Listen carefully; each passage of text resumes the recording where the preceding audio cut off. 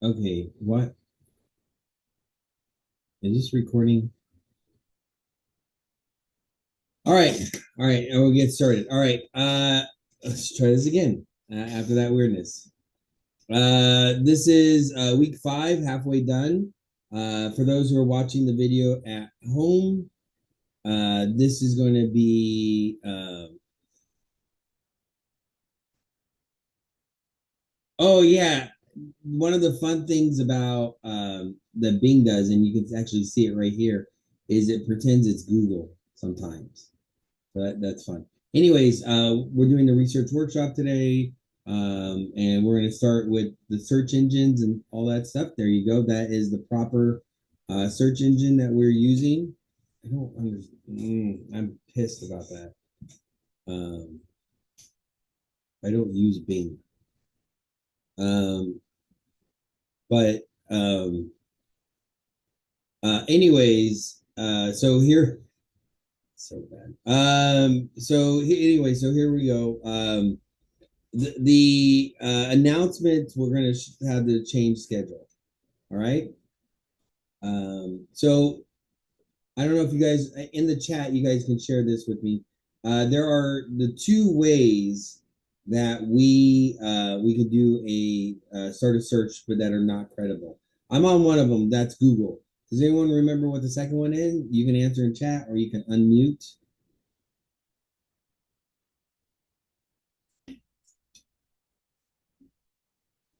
Safari. No, no. This is additional. This is like we said in class. There's two ways to start your search. One is, when you're doing research. One is a Google search, and the other one is another site. You can use it, but you can't cite it. Does anyone remember what it was? Google's one of them. What was the other one? Anybody?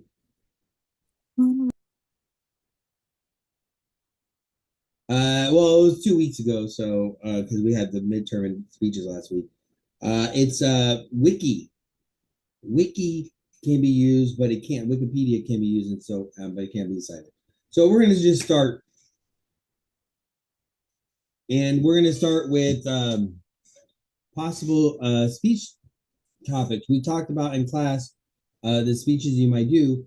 Since thankfully you are here, what are some of the speeches that possible speeches that you might be doing? Your topics. Anybody, you can write it in chat, or you can unmute and let me know what are possible topics.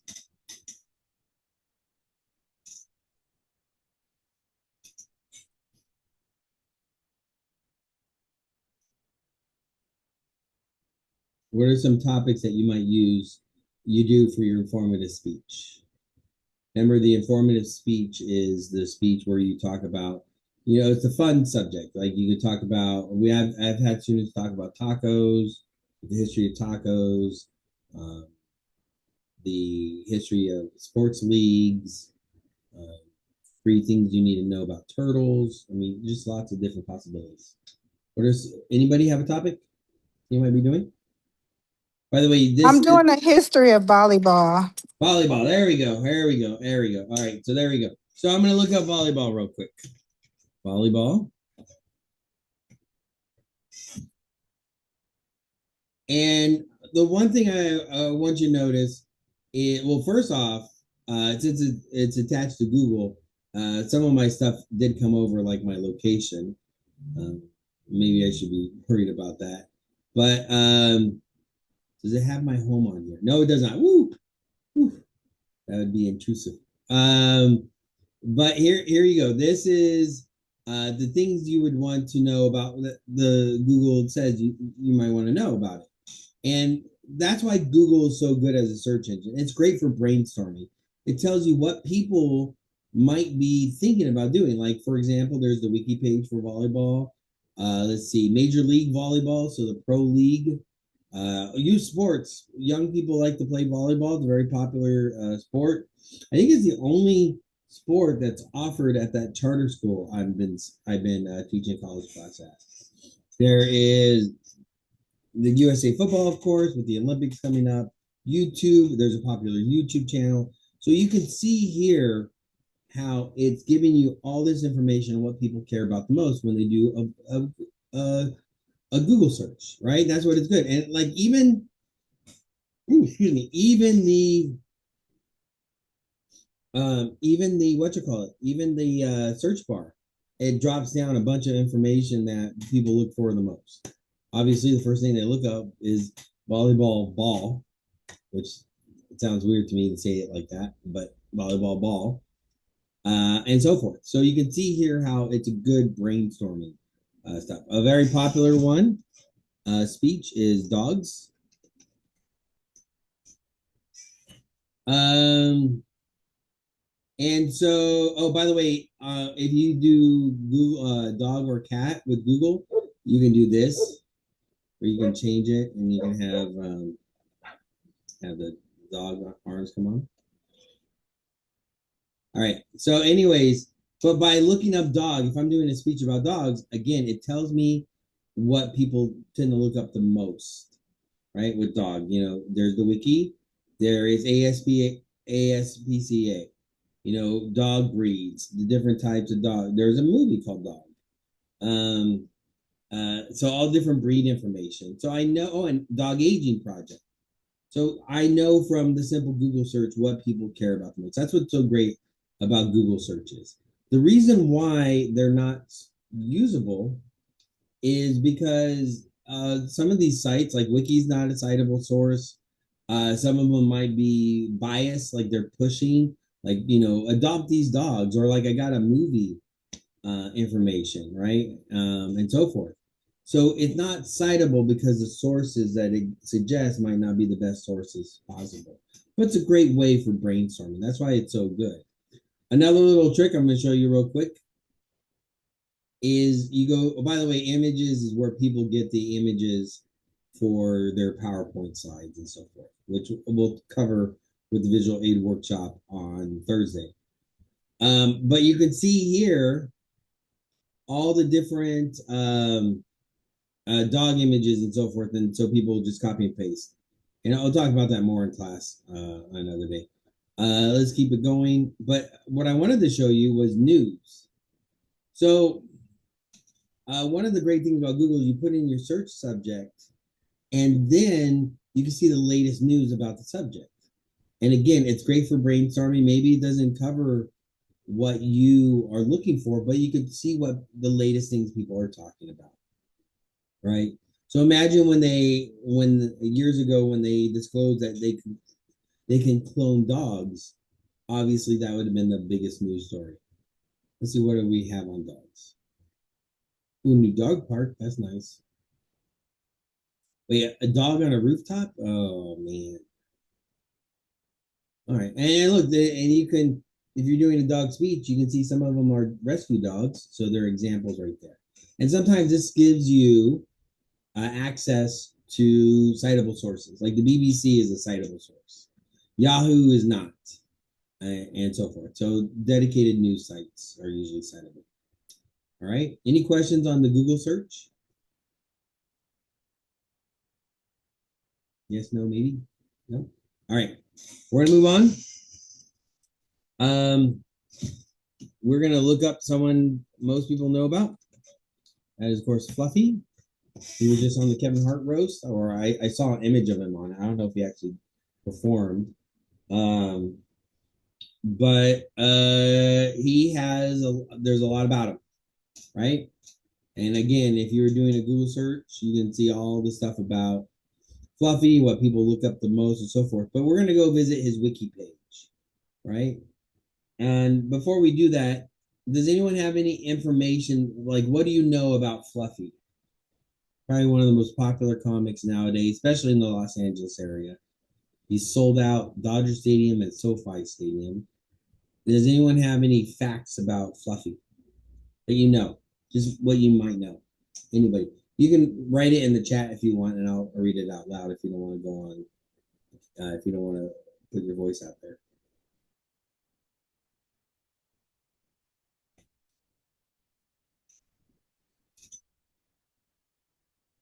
Anybody?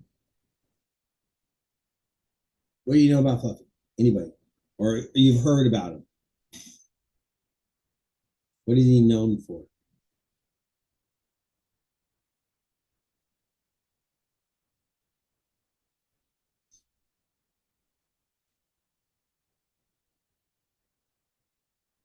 This is usually easier in a larger class, but what students usually do is they name off a bunch of things, like what movies he's been in, like what does he make fun of himself about, where he's from, and so forth. And we're going to look at Wiki and why Wiki's so good. What Wiki does for people is it looks up information that you don't you might confirm information that you already know or point you in the right direction for a lot of this stuff. So what I mean by that is, like, for example, for the people who is like, where is he from? It says, you heard that he lived in Long Beach and so forth. That's confirmed right here. Some of you might, there you go, him being a stand-up comic, some of the movies, who he's influenced by, personal life. Some people have always said that, he has like a stepson or a son named Frankie, excuse me. And of course, he makes fun of his weight, which is something that they talk about here and so forth. His filmography and stuff like that. So this is really good for you to understand, to confirm information, and maybe information you don't know, give you some ideas where to look up. Now, why is Wiki not citable? It's not citable because it works like an encyclopedia. Encyclopedias are not citable because encyclopedias get dated very quickly. And what's worse about Wiki is not only the information might be dated, but it might be incorrect because Wiki can be made, the information on Wiki can be made by lots of different people, right?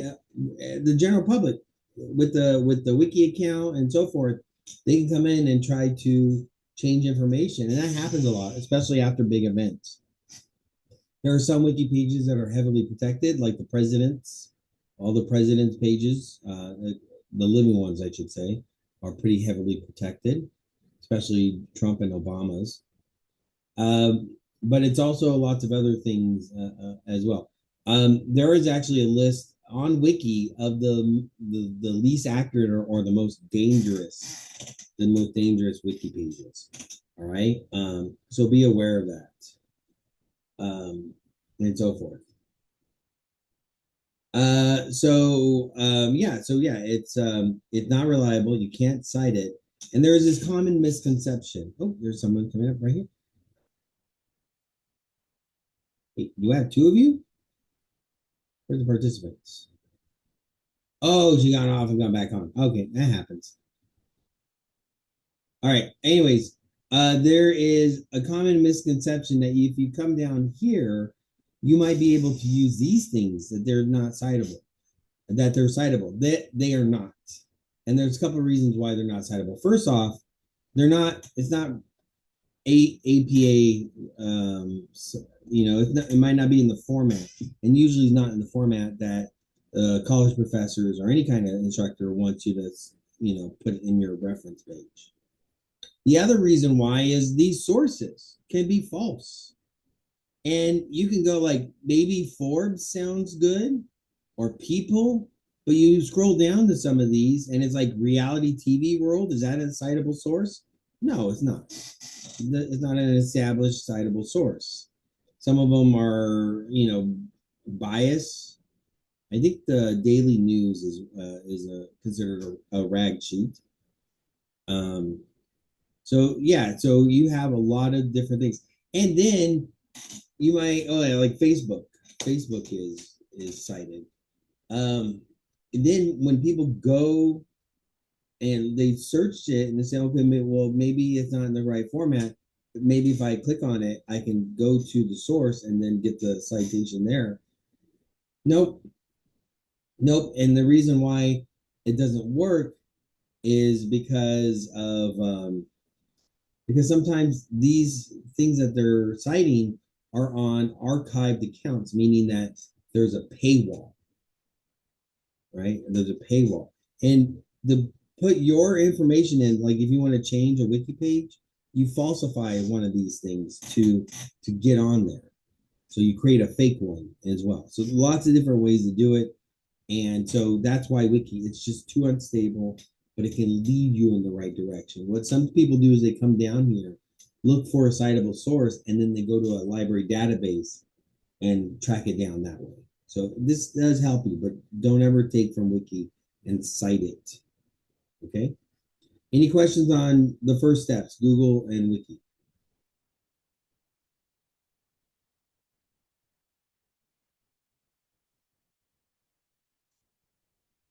Any questions?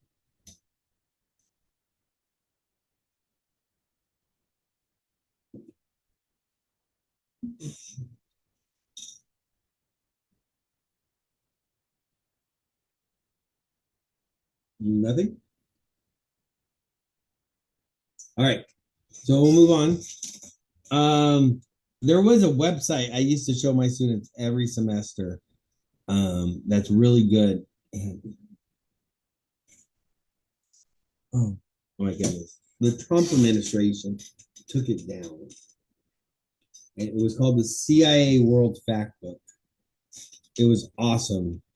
It was so good for the general public. And for anybody who's studying this stuff, like if you were doing a topical issue on obesity, for example, the obesity rate for different countries were on it, the GDP, inflation rates, things about the environment, all this stuff was on for every country, including the United States. And I think that's why they took it down, was because it showed negative numbers they didn't like. It's unfortunate. I wish it was still there. So we're going to move on to citation. And what is it? You have APA citation, right? And there's different types. There's MLA, Chicago style. There's some weird ones. AMA, American Medical Association. Most of the time for your college courses is going to be APA. APA. And it's important to note that because the APA is used by most professional. MLA is rarely used, but if it's used at all, it's by like English teachers. I had a weird professor in graduate school, one who used MLA, and when he said that, the whole class groaned because they were like, "Oh, really?" But so APA is the most common. Chicago is probably third, and so forth. But APA is the one that's used the most. And the reason why I'm showing you this is here's a lot of technical information. If you ever want to know like the technical stuff about APA citation, this website, Al Purdue, this is the go-to site for if you need explanations on why to cite this way and different citations. This is Al Purdue is the one that explains it the best, but we don't need that. What you only need to do is, let's say you find a book that you want to cite, right? And you put in APA citation, and look, Al Purdue, right there on the top of the list, explains how to do it, and so forth, right? And even AI overview gives it. But do you guys want to know a cheat way to figure out how to cite for your papers, your outlines, and your papers from other classes? Does anyone know how to want to do that? I want to hear it in the chat, or you can unmute. Who wants to know how to cheat? Or to do it easier? Who wants to know?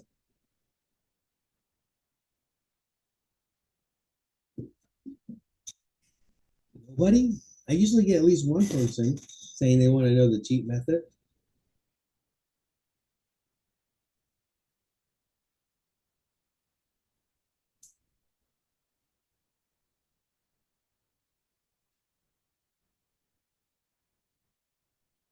Nobody? All right. Well, I'm going to show it to you anyways. If you are doing any kind of APA or MLA citation and you want to know how to cite and you don't want to go to Al Purdue or get a book, or navigate a citation manager. There's a super easy. There's an even easier way I'm going to show you later, but there is an easy way for you to do it every time. And that is to go to Google, type in like I did, APA citation book, and then you click on images. And images will give you this, will tell you exactly the information you need and where to put it. And it does an exact replica every single time. And so you don't need to read a bunch of explanations. You can just go to, Google APA citation, and there you go. That's all you need.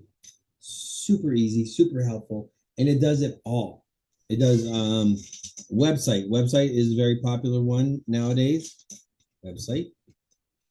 By the way, don't cite YouTube videos. Don't do that. Don't ever cite YouTube videos. But APA citation, right? Website. If you are doing an English or history class and you have to do in-text citation, right? There it is. It doesn't look the same as the ones I showed you before because the other ones before are all about the reference page. This one is in text. So even shows you stuff that we don't even use. And this is how you do it. Is there any questions on how to find out about the citation?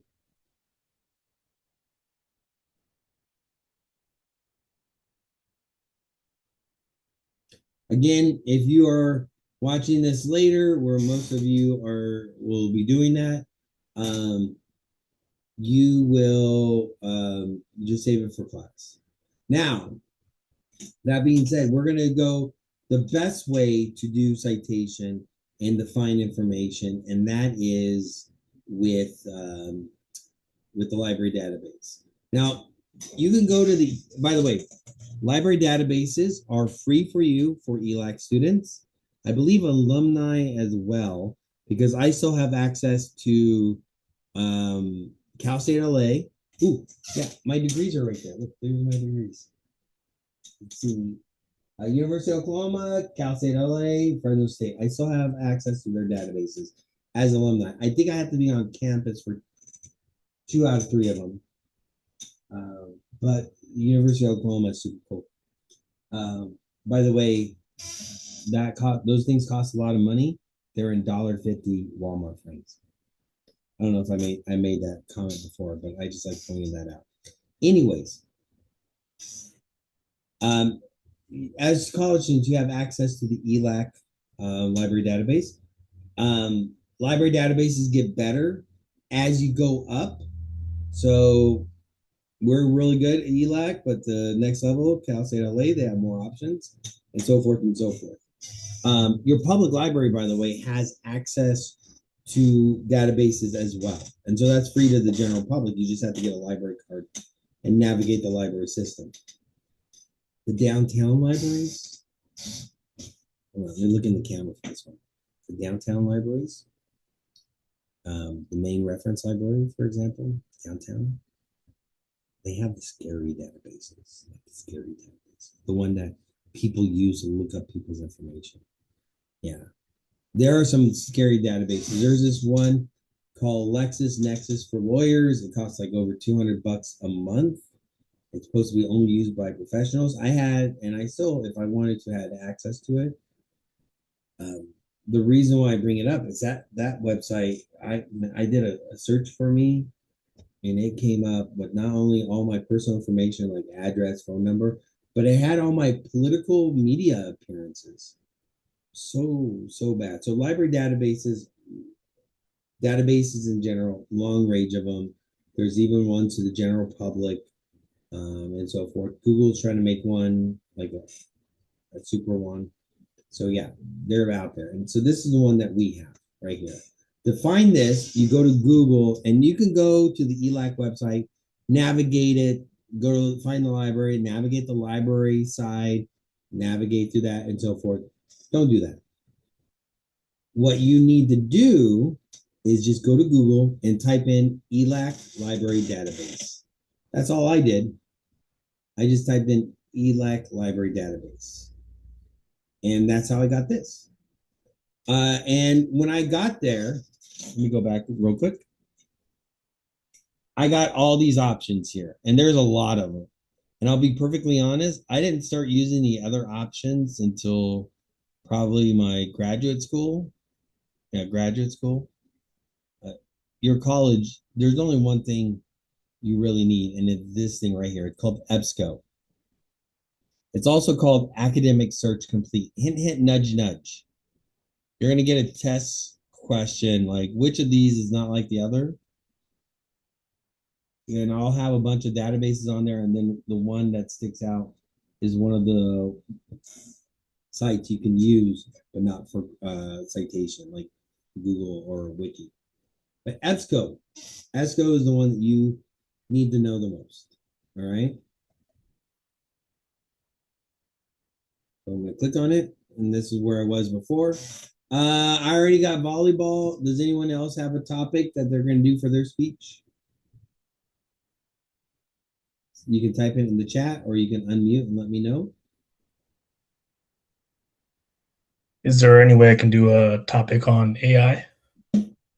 I would not do it. Well, yes and no. Just a reminder to everybody, and this includes people who are watching the video, you can't do any speeches that are related to other speeches. So if you want to do a speech on AI, you can, but you can't do one for your third speech, which is persuasion. So, but AI speeches are fine, just you're not giving any judgment. So you're not telling people whether or not it's good or bad or changes. All you can do, and the one speech you can do for AI is the history of AI, like when it started and so forth. John Oliver. I was telling some students in another class about this. John Oliver has a show last week tonight. If you go to his YouTube channel for the show and go to the videos, they have a whole bunch of topics. If you guys are looking for topics, his videos are great. They explain the problem a lot, give examples that maybe you can research, and then at the very end they have possible solutions. But he covered AI chatbots, just FYI, and in it there was a historical example of the first AI chatbot, which was like in the 70s, I believe. All right, so we're gonna do artificial intelligence, and to be accurate, type it all out. So if you have something that has initials, just type it all out. All right. So artificial intelligence, it comes up, it's going to have a lot of articles. And sure enough, over 3 million articles. So I expect you to read them all, but no, you don't need to do that. I'll show you ways to cut it, but here it is. So lots of different ways to cut it down. I'm going to show you all the different ways. But you can see here, there's, academic journals, more journals. They would have periodicals and other things as well. All this stuff is peer review, so everything on here is citable. So this is not like doing a Google search and you might find something. This is everything on here is citable. That's why library databases are the best way for you to find information for your research.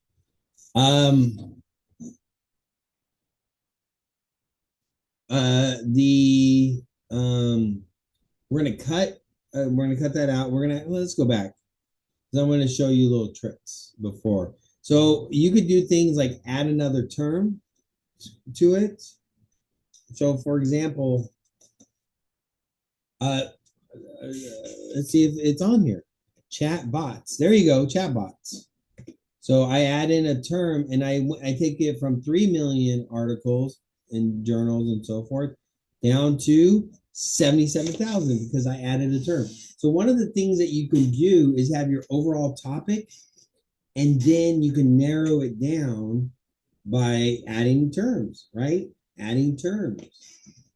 And so that's a really good little trick to narrow down your focus and get very. So if you have like an outline, a keyword outline, and you're doing research, for example. By the way, a little pro tip here. Write out your outlines and papers first before you do your research. I got something stuck in my, sorry about that. It's better to write out your narrative or have your narrative created before you start putting in the research. And the reason why I say this is because some people, when they do that, when they put the research in while they're writing, it can affect their writing without them knowing it. So I always tell people, write it out first and then put your evidence. In our case, we have outlines, not papers. Never write out your speech. Do your outline first and then go looking, right? So yeah, you can then take your keywords for your main points, and you can narrow down your search, and it gives you a lot more options. No worries, no worries. Yeah, and someone asked me for the Lakers, right?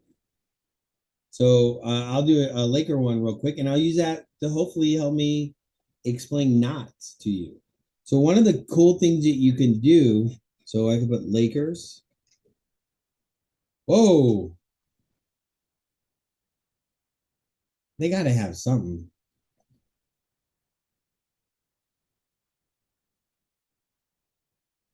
Yeah. There's periodicals. Yeah, of course. There's going to be, yeah, there's going to be periodicals. Let's see if I can find, I'm gonna do something weird.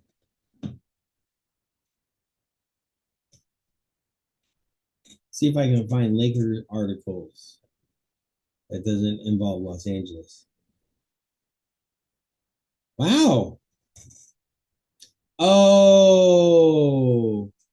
Well, okay, there is. Yeah. There's like an airlines. Okay. Well, anyways, what I wanted to show you with not is sometimes what you can do is use not to eliminate things you don't want to see. So I'm going to put in COVID real quick, and then I'm going to put United States. And so if I'm doing a speech about COVID-19, which by the way is a banned speech, you notice that eliminates US sources or eliminates US perspectives. So sometimes if you're looking, you have a general subject and you want to get a non-US or something different, just put the not in and you can eliminate sources and so forth. So it's a way, like here probably gives me a lot of good examples of how the rest of the world reacted to COVID. See how that works? All right, we're gonna go back.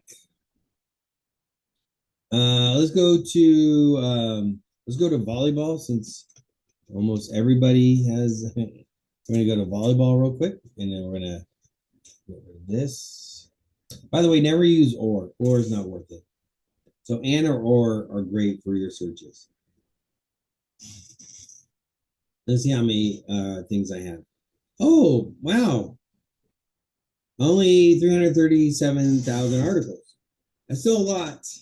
So let's talk about how to narrow it down and also help yourself. By the way, this used to be a better setup, but they changed it. So, one of the things you can do is eliminate sources. So I'm going to show you, for example, like encyclopedias. There, you can't cite them. Even on here, you should never cite an encyclopedia. So you can come over here to source type and you pick the big three: news, magazines, journals. And that's it. All the other ones I would never use, right? Never use. And sure enough, I eliminated, and so I have like over 300,000, but still I eliminated a bunch of stuff that I can't use. And they're all peer reviewed. Yeah. Oh, by the way, you can click on this little button and you can get only peer review stuff. Ooh, wow, that really eliminated a lot of stuff. Peer review would pretty much eliminate everything but journals, so I would not click on that too much. All right, anyways, by the way, journals, I already spoiled the question. Journals, academic journals are considered the most accurate because they are peer reviewed and they have the highest quality of editorials. All right, so that's the different sources. So on library databases, news, magazines, and academic journals. All right. What are some other little tricks I can show you? We go to filters, right? Publication dates. you can actually change the date. Just FYI, most professors want current citation. I had a professor who would go only 5 years or earlier. There's nothing over 5 years time wise. I had other professors who were a little bit more lenient. I think 8 is a good strong number. Anything under 8 years is good to go. But I want to show you a little trick, right? And that little trick is this thing right here, date range. And what you can do is give yourself a window into a certain time. So if you want sources from 1980 to 1989, you can limit it. You can go from January 1st, 1980 to December 31st, 1989. And you can get that window. Why would anyone want that window, by the way? Any questions on why anybody would want that window?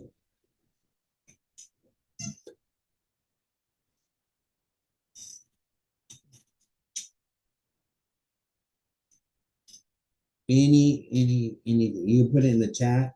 You can type it out if you want. I can read it out loud. Why would anyone want that window? Especially after I told you that most professors want current sources.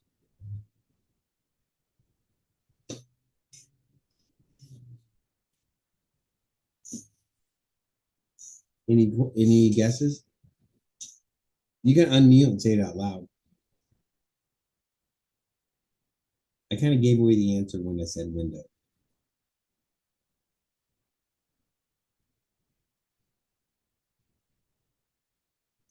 It's okay.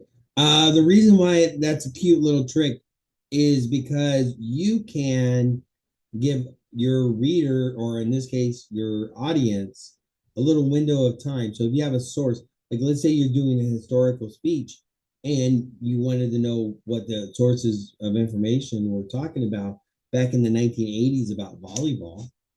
I believe the volleyball explosion, one of them happened in the 90s. So you can get articles from when there was a big explosion in volleyball interest. There was a movie that came out about beach volleyball. It was something. All right. So publication dates, one of the little tricks I just told you. You can go to different source types. I already showed you that one. Publication. Sometimes students just want certain publication dates, but I wanted to show you this one right here, and that's language. Now you can actually limit the language. You can get only English. By the way, most of the time library databases have translations. So you're pretty good to go. But one of the little tricks about using language is if you eliminate English, you can get sources from outside the United States and Europe, specifically Great Britain. Excuse me. And thus you can get a different perspective as well. If it has a translation, you can cite it. But can you ever cite a non-English publication if there's no translation? Yes or no? Any guesses?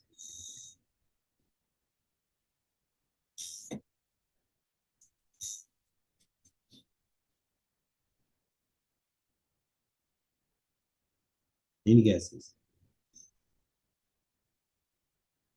Yes, no?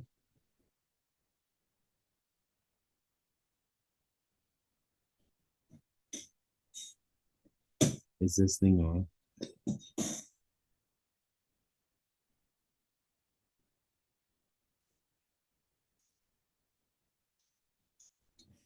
Kids have fidget spinners and little things. I use poker chips. All right. Well, here's the three. Nope. All right. The answer is yes. You can use sources outside of English speaking channels, even if there's no translations. Only if you can speak and read that language. You can't say, oh, I got this source from Portugal, you got to trust me on it. And do you speak Portuguese? No, but you can't. So I used to use German citation all the time, and they can't tell you no because how prejudicial is it? Like, oh, I can't use legitimate sources from people in my language. Just FYI, you can if you speak Spanish, you can Spanish sources. All right, that's enough of that stuff.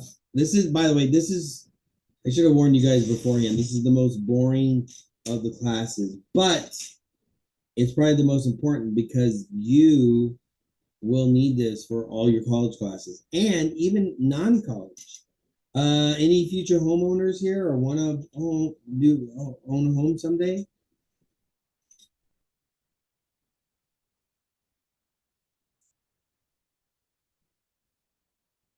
Well, if your answer is yes, well, I got an answer. Someone tell me.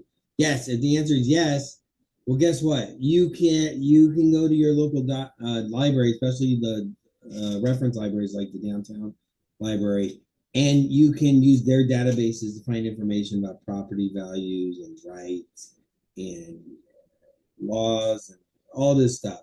It's a great way to do those things. Now, before we end, there's lots of other little tricks. That's more for people down the line. By the way, the ELAC library database is always available to you if you're on the ELAC campus. And that includes Southgate, and you don't usually have to log in because anytime you use the Wi-Fi for ELAC, it automatically logs you in. The reason why I say this is if you're using it from home, it might ask you to log in, which is fine because what I was told by students, it's the same login information you use. All right. A lot of times when I use the library database, I'll go log into my accounts first, and then I'll just open up the ELAC one, make it easier. All right. Last but not least, what happens when you find an article, right? And so let's see.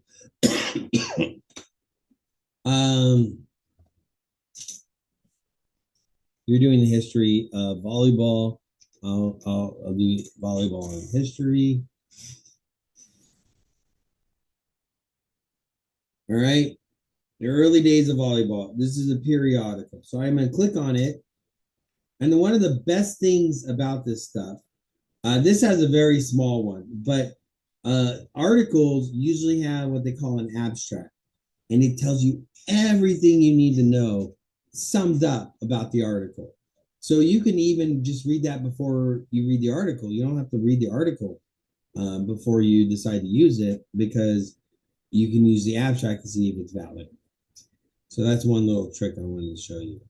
When you come here, it will give you options. There's sometimes an HTML one that lets you download it, but a lot of times it's this one right here, which is an online full text. So you need to be logged in to be able to see it. But here it is. Oh no, it has a download option. So yeah, there's different options as well. But there's something more important. Remember I said earlier in the middle of this workshop, I said that there's an easier way to cite. And I'm going to show it to you. So you find the article. You use a library database, which is guaranteed to get you something that is citable, that's legitimate. You find the article. You're going to use it. How do you cite it and do it very easily? The information is here. You can fill in the blanks. Or where is it at? Where the quotes are, you can click on the quotes and it does the citation for you. How easy is that? Not only are you guaranteed to find information that you can cite by using the library database, but the library database does the citation for you. The default is the one that we use, APA, but they have AMA, MLA, Chicago style, all that stuff. That sums up the research workshop, right? Is there any questions about anything I covered? We're gonna do the participation next, then we're gonna take a short break, and then we're gonna finish up the class. Any questions?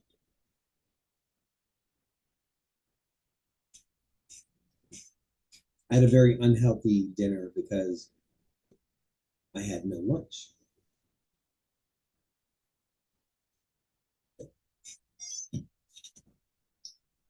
You're gonna hear a weird sound. I always squish my cans and bottles because my mom, happy Mother's Day, folks out there. My mom always recycled for money, and she always complained about them not being crushed. And so, yeah, I just got in that habit. Been doing it ever since. All right. Yeah, and no questions? Oh, wait, today's participation is going to work different for us here online than it is for the people at home. So, the people at home, what you're going to do is for your online oral citation, is you're going to, oh, where is, oh, it's over there. You're going to mark down some things that you are going to try to look up for your topic. So you're going to post your topic, and then let's say at least three to five things that you probably want to know for the topic. So, for example, if I was doing the history, like if I was doing a speech on serial killers is a banned speech, then obviously one of the things I would want to do is find out who the first serial killer was. Not maybe the first one in historical record, but the first one that was like where the word comes from. And then maybe I do want to, there ancient history of serial killers.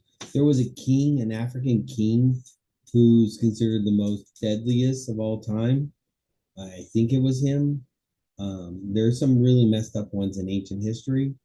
And so maybe I want to know some ancient history or some old history before Jack the Ripper, pre-Jack the Ripper, right? Or maybe Jack the Ripper and that time period. And so there's lots of different things that, so you can say three to five things in a short sentence for each of them, where what you would want to look up. 3 things, topic, and then 3 to 5 things that you are planning to try to look up. For us here in the class, I want you to, we're going to brainstorm together for today's activity. Does everyone have access to a mic? Yes or no? Say no. If you can't, say no in the comments. You can't talk.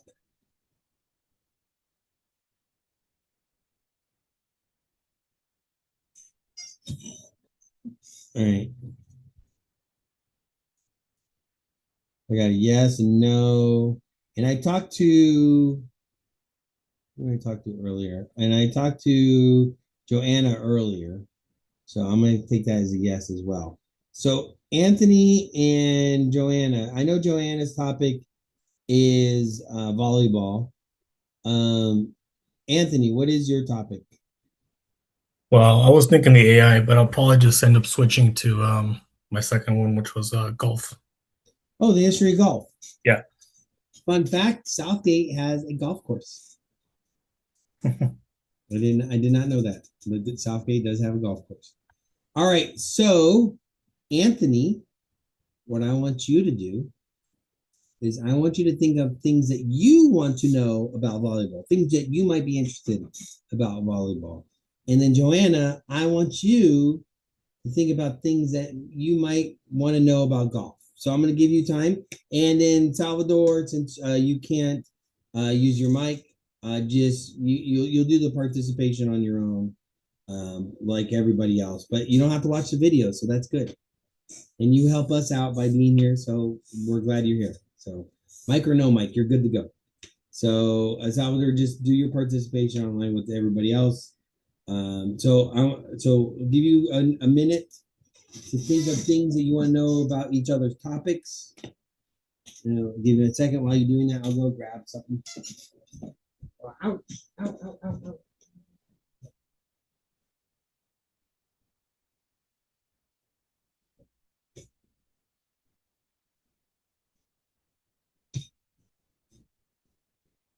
I think I need a new chair. I think I might need a new chair. And it's not the sound, it's getting out of the chair. It's like, well, maybe I'm just old. All right. Let's see. Today is the 12th.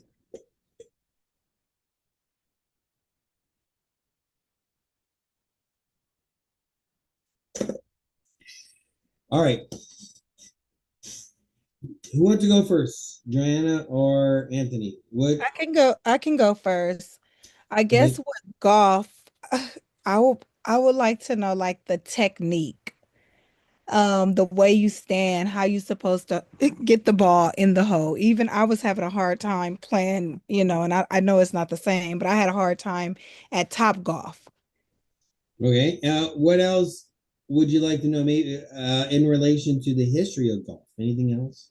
The history of golf, I would like to know like the year that golf came out or it started or how it started, who was the creator, who thought of it. Mhm. There you go. That works. All right. There you go. So now, thanks to Joanna, Anthony, you have some ideas for you to maybe look up. Yeah. Joanna, let me put you down for doing your participation for today. Um, Yeah. uh, I guess I would have the same question: is how or when exactly volleyball started, and when it kind of transitioned from the beach to, the courts that we see sometimes and the gyms and stuff like that. I actually think it started out in the gyms and stuff, and then the beach, it got switched to the beach. Yeah. So that would be good to know. There you go. Yeah, I remember. Yeah, I played volleyball myself. Anything else like for like both of you? I think like the peak interest. I mean, golf would probably be Tiger Wood era, not Tiger Wood now, but and then volleyball like when it is like considered the peak. I would say the '90s, but you never know. There might have been other times. Let's see, Anthony, what's your last? Oh, I found you. I found you. I found you. Anthony M. All right. All right. So we're gonna take a break. I'm just gonna turn off the recording. If you have questions for me while the recording is paused, I'll do so. So I'm gonna pause the recording. Give me a moment.